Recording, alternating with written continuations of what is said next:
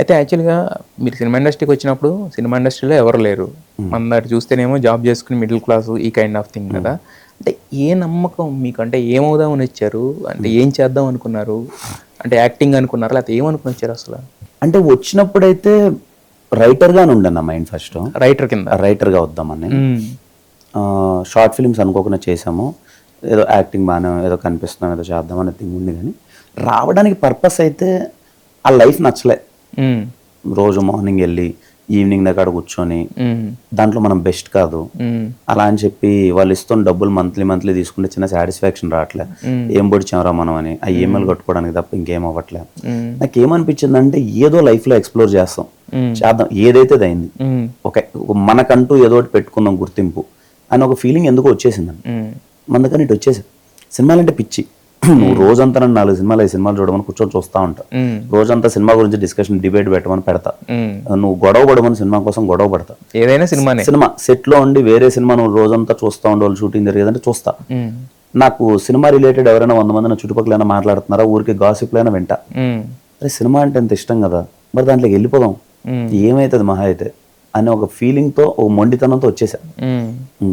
But ఆ టైంలో అంటే సినిమా అనేది అన్సర్టన్ ఫీల్డ్ అనేది అందరికీ తెలిసిందే, జనరల్ క్వశ్చనే. కానీ బట్ కాకపోతే ఏంటంటే కొంతమంది సపోర్ట్ చేస్తారు, ఎక్కువ మంది వెనక్కి లాగుతారు కదా ఆ టైంలో. మరి ఎవరు సపోర్ట్ చేసింది? సపోర్ట్ ఏది లేదు, అందరూ వెనక్కి లాగిన వాళ్ళే. ఎందుకంటే ఎప్పుడైనా మనం రేపు మేము హీరో అవుదాం అనుకున్నాడు అన్నం బావచ్చి దగ్గర అక్కడ కూర్చొని కృష్ణానగర్ లో కూర్చొని అంటే అందరూ నువ్వే వాళ్ళే ఆబ్వియస్లీ, బికాజ్ ఎవరు ఏమి ఇక్కడ ఏం కాదు. కానీ మేబీ నేను చేసిన ఒక గుడ్ థింగ్ ఏంటి అంటే ఎవరి సలహా తీసుకోవాలా, ఎవరిని ఆపర్చునిటీ అడగలే, అది నా గుడ్ థింగ్ అని నేను ఫీల్ అవుతా.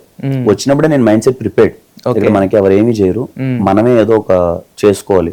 షార్ట్ ఫిల్మ్స్ ఓకే, ఆ టైంలో 20,000 30,000 డబ్బులు మనం అరేంజ్ చేసుకోగలం, షార్ట్ ఫిల్మ్స్ చేసుకున్నాం, చిన్న రికగ్నేషన్ వచ్చింది. ఆ షార్ట్ ఫిల్మ్స్ చూసి ఒక వ్యక్తి వచ్చాడు, మనోవికాస్ అని, అతను నన్ను బాధ ఇస్తున్నాను నేను డబ్బులు పెడతాను అని. ఆ మనోవికాస్ పెట్టిన డబ్బులతో రాజావారి రాణి గారు స్మాల్ బడ్జెట్ తో చేసాము. అలా మన దగ్గర వచ్చిన ఆపర్చునిటీని యూటిలైజ్ చేసుకున్నాం. దానివల్ల రాజావారి రాణి గారు హ్యాపెండ్, మంచి రిలీజ్ అయింది, అందరికి మంచి పేరు వచ్చింది, పెద్ద హిట్ అయింది అంతా. తర్వాత ఎస్ఆర్ కళ్యాణ మండపం, ఇది కాదు కదా మనము ఓకే సినిమా హిట్ అయింది మొత్తం అయింది, యాజ్ ఎ హీరోగా మనం జనాలకి ఇంకా వెళ్ళడానికి, ఒక మాసెస్ లోకి వెళ్ళడానికి ఏం చేయాలి అని అంటే అప్పుడు నాకున్న టేస్ట్ కొద్ది ఎస్ఆర్ కళ్యాణ మండపం రాశాను. అలా ఇండస్ట్రీలోకి వచ్చాను. అంటే కొంచెం వెల్ సెటిల్డ్ ఫ్యామిలీ, అంటే డబ్బు బేసిక్ ఏంటంటే మనం సంపాదించకపోతే గడవదు కదా. అంటే ఇక్కడికి వచ్చిన తర్వాత అయినా మీరు డైరెక్ట్ షార్ట్ ఫిల్మ్స్ చేస్తున్నారు, అంతా వర్కింగ్ అంటే మనకి రిటర్న్ వచ్చే వర్కింగ్ కాదు కదా, ఎక్స్పెన్సెస్ పెట్టారు కదా వచ్చిన తర్వాత కూడా. అవునన్నా, అంటే అన్న జాబ్ చేస్తున్నప్పటికీ అన్న ఒకవేళ నేను మనీ ఇవ్వకపోయినా ఇల్లు గడిచే పరిస్థితి ఏం, నేను ఇవ్వకపోతే ఇంట్లో ఏం పరిస్థితి బ్యాడ్ అనేది ఏం లే. అమ్మ నాన్న ఊర్లో ఉండేవాళ్ళు, వాళ్ళు వ్యవసాయం చేసుకుంటూ ఉండేవాళ్ళు, అన్న జాబ్ చేసేవాడు. సో ఒకవేళ నేను ఇక్కడ ఉన్నా ఒక మంత్లీ ఎక్స్పెండిచర్ గానీ అది కానీ అన్న వాళ్ళు చూసుకుంటేవాళ్ళు. ఇక్కడ నేను ఇక్కడికి వచ్చాను అన్నది వాళ్ళకి తెలియదు, జాబ్ మానేసి అన్న విషయం నాకు వాళ్ళకి తెలియదు. నాకు పిఎఫ్ అమౌంట్ వచ్చింది అన్నప్పుడు ఎంతో 4 lakhs 5 lakhs పిఎఫ్ అమౌంట్. దాంతో 2 years గడిచిపోయింది. ఆ టైంకి రాజావారి రాణి గారు బయటకు వచ్చాను అండ్ గోస్ట్ రైటర్ గా కొన్ని రాశాను, కొన్ని కథలు రాశాను, గోస్ట్ కొన్ని ఇచ్చాను. దాంతో అప్పుడు 4-5 lakhs వచ్చింది. సో అలా గడిచిందన్న, మంత్లీ అలా గడిచేది. హిట్ సినిమాలేనా రాసింది? అది వెబ్ సిరీస్ రాశాను అన్న, వెబ్ సిరీస్ రాశాను. అయితే మంచి టేస్ట్ఫుల్ రైటర్ అంటే త్వరలోనే చూస్తామేమో మళ్ళీ కిరణ్ అబ్బవరం రైటర్ కింద ఫుల్ ఇంకోటి రాశానన్న, నెక్స్ట్ ఉంటుంది ఒకటి ఎస్ఆర్ తర్వాత ఒక కథ రాశాను, బడ్డీ కామెడీ. ఎస్. అయితే ఎప్పుడైతే లాక్డౌన్ ఇదంతా వచ్చిందో అందరూ ఆగిపోయారు, పెద్ద పెద్ద సినిమాలను కూడా ఆగిపోయినాయి. బట్ మీరు మాత్రం ఎస్ఆర్ కళ్యాణ మండపాన్ని తీసుకొచ్చారు. ఎలా తీసుకొచ్చారు, ఎలా కుదిరింది అదంతా? మీకు ఎనీ బిహైండ్ స్టోరీ అని ఉందా దానికి? లేదన్న, ఎస్ఆర్ కళ్యాణ మండపం మా ఊర్లో చేస్తున్నాం, ప్రొడ్యూసర్స్ బాగా సపోర్ట్ చేశారు. అంటే ఇన్వెస్ట్మెంట్ కానీ డబ్బులు కానీ మొత్తం వెనకాలేదు వాళ్ళు. ఇంకా నేను మొండి అసలు ఒక దాని మీద కూర్చుంటే ఇది ఏమైనా బయట వేయాలని కూర్చుంటాను. ఇంకా అది వర్క్ అంటే ఇంకా పట్టుబట్టిన విక్రమార్కుడు అంటే అది చేసేసాను. అంటే లోపల అరే నేను రాసిన మాటలు నేను రాసిన థింగ్ బయటికి రావాలి, ఎలాంటి రెస్పాన్స్ ఉంటుందో అన్నది. ఇప్పుడు ఫాదర్ గురించి ఒక ఎమోషన్ రాశాను, ఇది ఎలా అయినా జనాలకు చూపించాలని ఒక తపన. బట్ ఏమన్నా గుడ్ థింగ్ ఏంటంటే ఎప్పుడు దేనికి భయపడలేదు. ఇదైతే ఏమైపోద్దేమో, ఇది కాకపోతే ఆ ఆలోచన ఎప్పుడు రాలేదన్న, ఎందుకో తెలియదు. I don't know till date. ఎంత లో వచ్చినా ఏమొచ్చినా ఆ భయం అన్నది భయపడను.